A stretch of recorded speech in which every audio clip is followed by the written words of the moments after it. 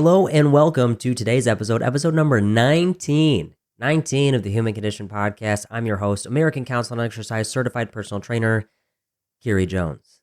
I cannot wait till next year after I complete my health coach certification to then be able to say health coach as well as certified personal trainer. Also, I would like to apologize in advance if you're watching the video version of this podcast. I cannot seem to hook my phone up to my laptop, so I'm having to record it over Wi-Fi because I use my phone as my camera because my laptop camera is terrible, and I would like to have at least some semblance of quality on this podcast, this low budget podcast. Anyway, quickly, let me update you on the Project 300 thing, because there is an update to be had. I did not get selected to be part of Project 300. They made their selection for the final 500 before they made their final 300. There's a couple hiccups in the system, but they are encouraging participation to kind of follow along with the people who were selected for Project 300. And they're going to be providing things like discounts and exercises and all sorts of stuff. And so I still plan on following along with that. It starts January 1st. And then I would like to be able to just sign up for and run a Spartan race in the first half of the year. So that's my update. It's a little heartbreaking, I guess. I mean, it didn't ruin my life. I got my hopes up way too high, and I knew that I did. I knew that I did that to myself because 80,000 people applied for it, and only 300 people were picked. And I don't necessarily know what the criteria was. I hope that part comes out once the research is completed, or even before that. And not from a sense of like,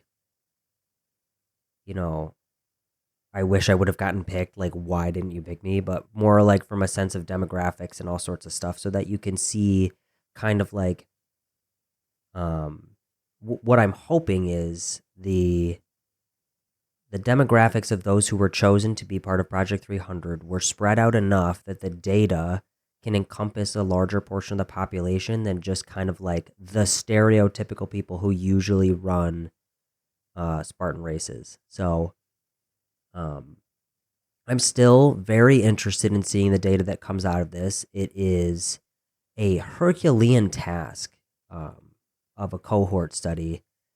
If you want the refresher, they are providing 300 people with essentially everything that they would need to transform their lives in 200 days. Nutrition, coaching, equipment, etc.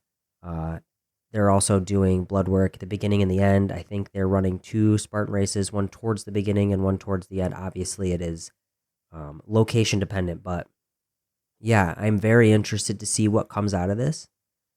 I just want to know. I want to know if providing people with the tools that they need is really like the key to helping. But it kind of segues beautifully into what I want to talk about today on the podcast. And that is kind of this like hidden benefit for positive behavioral change in a sense of community, whatever community surrounds like the trend or the diet or the supplement that you are buying or taking or trying. And it's a little more complicated than the title would suggest. The title of this segment would suggest, as if it were a title I didn't just make up right as I was saying it. I had gone live on TikTok last week, and I had a person ask me a bunch of really, really good questions. And so there was this topic that got brought up when it comes to like the supplement industry, and I'm expanding upon that now. But what I had said was a lot of the positive changes that come along with taking a supplement or choosing a brand of supplements comes from being part of that community.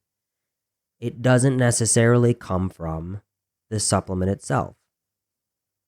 That's not to say that supplements don't work, that they don't serve the purpose they're supposed to serve, but it is fair to say, and this happens a lot with research. It comes up a lot when, especially in the health and wellness space, particularly with nutrition, where research subjects are being observed based on whatever the thing is that they're trying. Again, I would say typically nutrition. This is where it happens the most. And it's almost like a Hawthorne effect. And I think I had mentioned this in the last podcast, but the Hawthorne effect is basically you perform better when you know that you're being observed. And so it's kind of that, but kind of not. Let's say that you are a subject of a research study on a certain diet. And very quickly after starting, you start to see like behavioral changes, and you've never been on a diet before. Not behavioral changes, positive impacts. And you've never been on a diet before. So you're like, wow, this diet is fantastic. What could also be happening is that because you have never been on a diet like this before, you're not used to being conscious about what and how you're eating.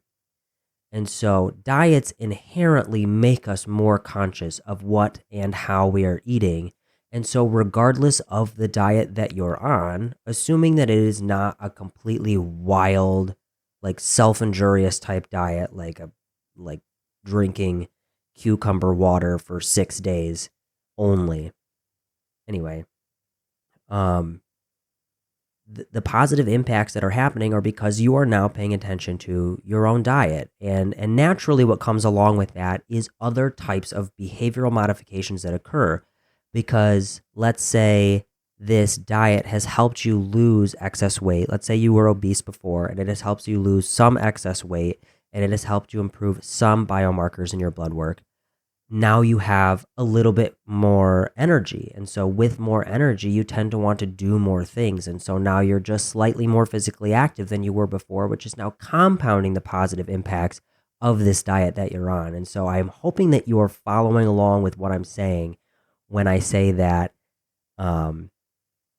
being observed and making these changes causes these other behavioral modifications to occur, whether subconsciously or consciously, that also compound the positive effects. And so that doesn't mean that the diet is not the thing that's working, but what it does mean is that you are capable of making these other behavioral changes, whether you realized it or not. And very specifically in the instance that this topic was brought up was because I was talking about supplements. A lot of times when people take a supplement, it's because their favorite influencer takes it or they have friends that take it. Whatever the case is, it is recommended to them in some way, shape, or form. And so now you want to try it. And so you do your cursory research and you think, okay, I'm going to try taking this supplement or this brand of supplements that other people take, and we'll see what happens. Once you are now the person that takes that supplement or follows that specific brand, there is now a sense of community that is surrounding the thing that you're doing. There is, let's say you're taking a specific brand's creatine. Now you're part of the community of people that take and advocate for creatine and that brand. And naturally, what you want to do when you're taking these things is because, you've done the research. There's a reason that you wanted to take it. You're coming at it from a place of wanting some type of change. And so naturally what occurs is you want to emulate the types of people that are taking the supplements or following the brand that you are now participating in. Naturally, what you're going to want to do is make those specific changes that are required to emulate those people, the people that you are now looking up to. And so maybe you park farther away at the grocery store now because you are a person that takes protein powder. Maybe you go to the gym more often. Whatever the case is, there are so many So many changes that people make when they feel like they are part of a community that they need to make these changes for. And this doesn't just occur with diet, and it doesn't just occur with supplements. It also occurs with different trends in exercise. There are Pilates people, there are CrossFit people, there are obstacle course race people like Spartan Race, like Tough Mudder. There are triathlon people there, whatever the case. There's like whatever the school is, the school of thought is that you're now involved in, you're now part of that community. So say for instance you decide that you want to run a Spartan race.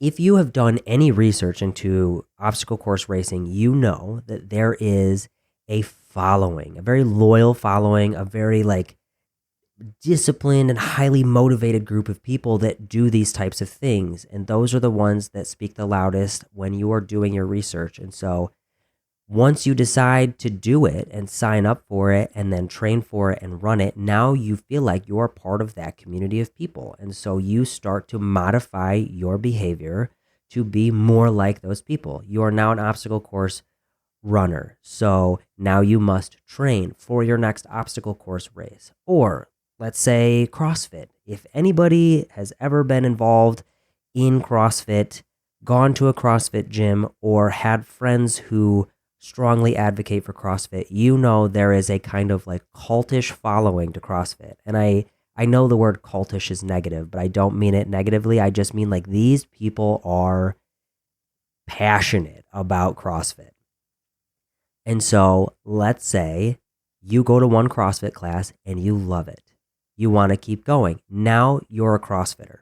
Now you are the type of person that goes to the box at 5 o'clock in the morning for your pre-workout class. You do, I don't know. There's a lot of like, you look on the website to see what the WOD is, the workout of the day. There's a lot involved with CrossFit too. But now that you're a CrossFit person, these behavioral changes are going to cascade across your life. Now you're going to want to eat better so that maybe one day you can compete in the CrossFit games, or maybe you have local CrossFit games. All of that is to say, there is something to be said about the community, the sense of community that gets wrapped around different trends or supplements. And I really, really think that it's important that people know that, because what happens is it's the same thing when it comes to research. When you are trying to draw a conclusion from some type of health and wellness research, you can draw the wrong conclusion if you're not looking at the big picture and if you're ignoring certain facts. Like, for example, when people do nutrition research, they might be ignoring the fact that people are making other positive behavioral changes, and that is having an impact on their results. For the most part, it's accounted for. Sometimes it's not. When it's like what's the word I'm looking for? When it's like a sponsored study by like a certain company who's trying to prove a point that might not necessarily be entirely accurate. That's happened. It happens all the time. It's unfortunate to say, like, you want to be able to trust the research that's out there, but what's unfortunate to say is, like, if it's sponsored by any company that is trying to prove a point in their best interest, it's very easy to skew data. But anyway, it happens a lot in research, health and wellness research, that people make these other positive lifestyle changes, and that impacts the data. From a person-to-person perspective, or from a coach-to-client perspective, I think it is so important that people are aware that that happens, because what it does is it allows people to then redirect their thought processes. Ooh, good Lord. Hold on, let me take a drink of coffee because I just went right into this podcast. It allows people to understand that the processes that they are involved in, whether it is a supplement, a diet, a specific type of exercise, or a combination of all of them, those are tools tools to be used to aid on your health and wellness and fitness journey. They are not the answers. And we have gone too long without people recognizing that, because now when people are looking at different types of activities they can be engaging in, different diets they could be doing, different supplements they could be taking, they have been marketed to people as the fix to the problem that they're having. So most of the time what it is people want to lose weight and be healthier, so they're marketed as the thing that is going to do that for them. Not only is that incorrect, it makes you rely on things and people outside of yourself to then get to these goals. It also takes away from your brain's ability to understand that hard work that you're also putting in. You can't just take creatine and sit on the couch and expect to get muscular. But if you started taking creatine at the same time that you started going to the gym, and you didn't recognize that you going to the gym was the thing that helped the most, and that creatine was just a tool that helped you get to your goal, you're going to attribute a lot of the success onto the creatine and not yourself. And so I think maybe we need to spend a little bit of time redirecting people to recognize that a lot of what exists in the health and wellness industry are meant to be tools to help you along the way. They are not supposed to be the answer. They're not supposed to be the fix to the problem, even though they are marketed that way. And man, if I could get into it in every single episode, I would. And you know what? I can't, because it is my podcast. But I do think that people would be a little irritated if I just complained about the health and wellness for-profit industry manipulating people in every single episode. But it's such a huge reason as to why I started this business, was seeing that manipulation and understanding that it is entirely unfair. People need to understand that when they make these subconscious or conscious behavioral changes and lifestyle changes that are positively impacting their overall health and wellness while using tools to help them get there, it is they themselves that put in the work. They showed up. They had that discipline and motivation to then change their lifestyle in a way that was very, very beneficial for them. Everything else is just a tool. It is the hammer to the nail. The nail is not going to hammer itself in, but the hammer is also not going to pick itself up and hammer the nail in. There was a cleaner way to say that metaphor, but I really hope that you're tracking what I'm saying. So yeah, I'm going to be refining and writing a blog based on this thought process. Man, I cannot say the word process today, or processes. Once I'm done with this podcast, editing, uploading, creating the posts for it, I'm going to be refining a blog that I started based on this, because it's just something that you don't really think about on a day-to-day basis. And I had also been asked a question on one of my TikTok lives about what the most common problem I see with clients is. And this is not client specific. The most common problem I see in general, and I created a post about this, is that people don't know what they don't know. And so when you don't know something and you do your research, anybody can seem like an authority figure on it. And so it's very easy to fall in line with one school of thought or another, or misinformation, disinformation, crappy manipulative marketing tactics. Here I go again, talking about the the health and wellness industry, but people don't know what they don't know. And so what I think of as common knowledge that is common knowledge to me is not common to everybody. And so that is an argument as to what I bring to the table as a health coach is what my knowledge encompasses in terms of the human body, positive behavioral changes, physiology, the new trends, the things to watch out for. That is what I bring to the table as a health coach. And so,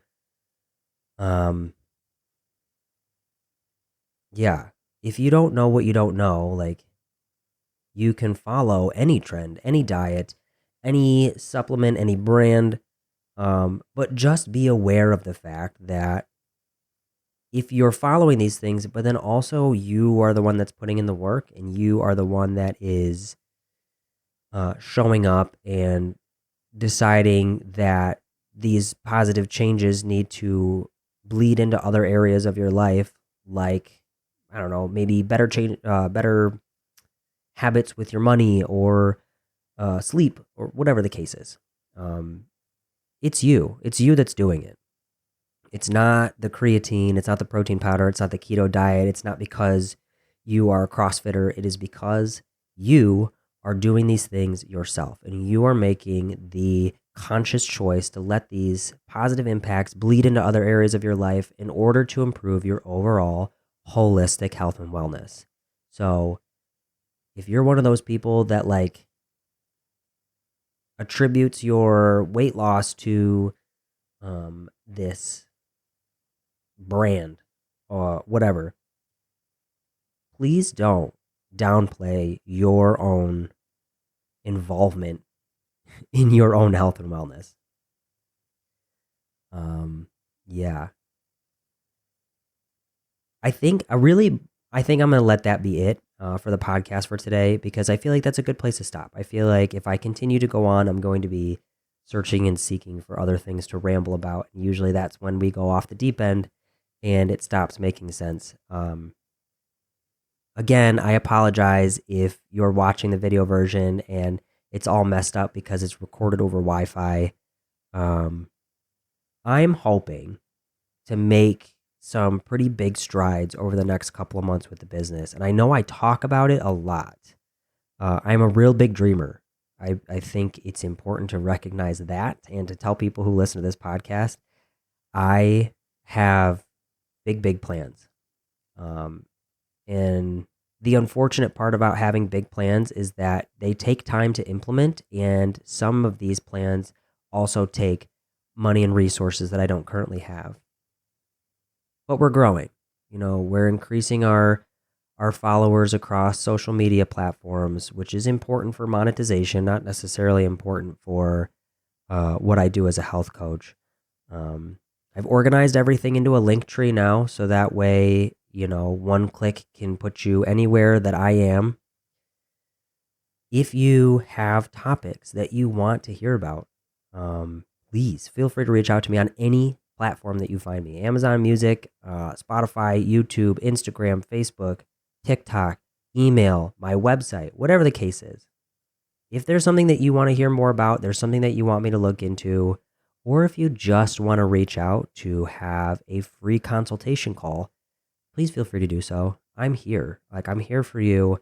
I am doing the best I can with the time that I have, because once this takes off, it's going to take off, and then I can devote full time and attention to it. But until then, I have other things to do. I have money to make. Whatever. I could go on forever. Yeah, I really hope you're enjoying this podcast. I know there's like one or two people that listen to it regularly, and I know exactly who they are, and I appreciate them for it.